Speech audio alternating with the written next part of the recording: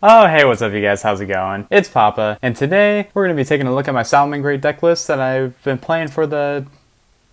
What month are we in? That I've been playing for the October format. I know we had the ban list back in September, and I'm a little behind on deck profiles I want to do. Again, I've been busy. But anyway, I'm here to show you my Salamangreat deck lists, so let's go ahead and get right into it, shall we? Okay, so let's just go ahead and get into the profile, shall we? I played 2 copies of Lady Debug. 3 was too much for me. I kept opening up multiples of this, so I just cut it down to 2. And in return, I played 2 copies of Flame Buffalo.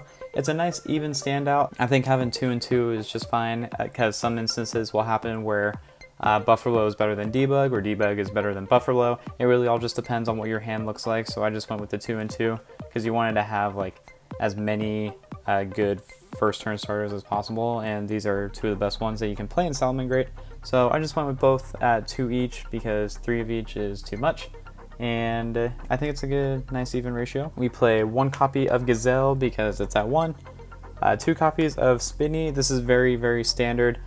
2 copies of Foxy. 2 copies of Jaguar. And then we play the 1 lone copy of Falco. I shouldn't really have to explain too much of this. I'm not playing Foul. I just don't think Foul is just that good this format. Falco, it's the generic one of that you play with your Salaman list. You don't really play too many Salamangreat cards in the main deck. I'm not playing Desires in this list, so I feel having the small ratio is just fine. It gets the job done. We are playing 3 copies of Parallel Exceed in the nice, delicious, gorgeous, super rare form. What can I say? This card helps you make sure you don't get Nibiru'd. This helps you set up a rank 4 your turn 1. Since most of the deck is just 1 card combos, you open up Exceed, then it's a 2 card combo, and you end on a really good board. So playing 3 of it because you want to see it. And then we play hand traps. We play quite a bit of them. We play 3 copies of Effect Veiler, 2 copies of Ash Blossom and Joyous Spring, 2 copies of Nibiru the Prime Being, and then the last hand trap we play is 3 copies of Infinite Impermanence. I shouldn't really have to explain too much here. I maxed out on Veiler over Ash because it's not once per turn, and there's so many cards that are just too good that can just help you play around hand traps, so I wanted to have as many hand traps that I could use multiple times per turn, Veiler and Imperm just being the best ones.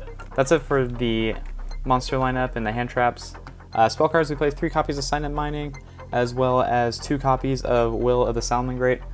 Silent Mining is very understandable. You play nothing but Cybers, so you want to go ahead and make sure you see them. Will of the Salamangreat, only 2 because we're not playing Desires again, so I don't think 3 is necessary. I think 2 is just fine. 1 copy of Sanctuary. This is more of a reason to play 1 because, again, we're not playing Desires. Sanctuary is also just played at 1 in general, so can't really say too much there. The 1 Lone Circle, and I did get the deck down to 40, so I am playing Upstart Goblin, so technically 39. That's really it for the spells. I didn't really see a need to play any other spells. I thought Desires was good, but then I had to play more cards, and I didn't want to do that, so I just cut it completely and cut a lot of other cards that I didn't really need in the deck. Going to the traps, we play 2 copies of Salamangreat Rage. This card is crazy. 2 copies of Salamangreat Salamangreat Roar, and then 2 copies of Torrential Tribute, as well as 1 copy of Gravedigger's Trap Hole. Now, Torrential Tribute, I saw in a list online of a guy who got multiple first place tops with it, won a bunch of locals, I should say, with Torrential Tribute in the main deck, so I thought I'd give it a try, and during testing it's been really, really good. I can't complain, so big wave. But yeah, that's it for the main deck. We got a nice even 40 card main deck. Going into the extra deck, it's very, very self-explanatory. We play 3 Balinks with 3 Sunlight Wolf and 2 copies of Heat Leo. I don't really need to explain too much here. We don't play Pyro Phoenix because that card is ass. You don't need it in this format. You don't really ever need it, ever, most likely. This is just playing the 8 Salamangreat Link monsters. Should be good. And then I play Lingaribo. I think this card is okay. It helps you against trap heavy decks, but again, it's like a, if you have it, cool, but if not, then no worries. But I don't think I would take it out. I think it's alright. We play 1 Nightmare Phoenix, as well as Update Jammer and Transcode Talker. These are all very self-explanatory in Salamangreat. Phoenix is debatable. You could play Phoenix or you could play Hida. I was going back and forth between the two, but I ended up going with Phoenix because I felt it would be just more versatile and it comes up more than Hida has in my playtesting. So I just went with Phoenix. And then the last thing for, sorry budget players, I do play Access Code Talker. You do need Access Code Talker in this deck for it to be like completely viable. It's just too good not to play. But to round off the extra deck, we play one copy of Traptrix Flasia for the Gravedigger's Trap Hole. And this could technically be any other card that you want it to be. I went ahead and played a Baguska. I've been seeing a lot of people lean towards Baguska in Salamangreat just because everything you summon is a Link monster, except for the Rafflesia, of course.